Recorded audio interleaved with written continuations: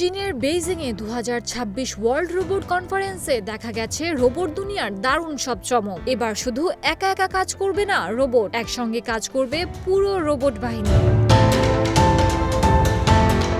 সম্মেলনে উন্মোচন করা হয়েছে 311টি নতুন রোবট ও প্রযুক্তি পণ্য। 26টি দেশের 300টিরও বেশি প্রতিষ্ঠান অংশ নিয়েছে। প্রদর্শনীতে রয়েছে 3000-এর বেশি পণ্য।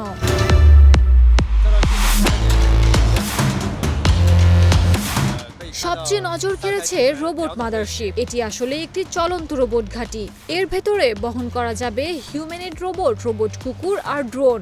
শুধু বহনকারী নয়, এই গাড়িতে রয়েছে ব্যাটারি বদলানো ও রক্ষণাবেক্ষণের ব্যবস্থা। এমনকি বিদ্যুৎ বা নেটওয়ার্ক না থাকলেও রোবটগুলোকে কম্পিউটিং ও যোগাযোগ সহায়তা দিতে পারবে এটি। অর্থাৎ দুর্গম বা বিপজ্জনক এলাকায় একটি গাড়ির সঙ্গে পৌঁছে যাবে পুরো রোবট টিম। আর সেই টিমকে একসঙ্গে পরিচালনা করার জন্য এসেছে ওয়ান হাব।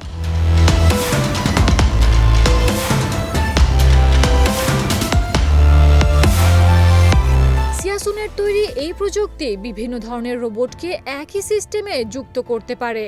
ফলে ড্রোন আকাশ থেকে নজরদারি করবে, রোবট কুকুর এগিয়ে যাবে দুর্গম জায়গায়, আর হিউম্যানয়েড রোবট করতে পারে উদ্ধার ও অন্যান্য কাজ। অগ্নি নির্বাপন, বিমান উদ্ধার, চিকিৎসা কিংবা দুর্যোগ মোকাবিলায় এমন প্রযুক্তি বড় পরিবর্তন আনতে পারে।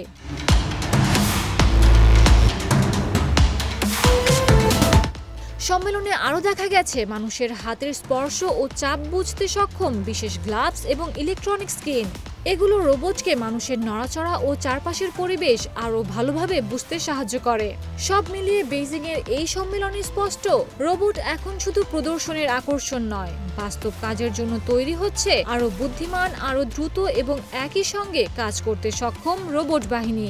রোবটের সেই ভবিষ্যৎ এখন আর খুব দূরে নয়।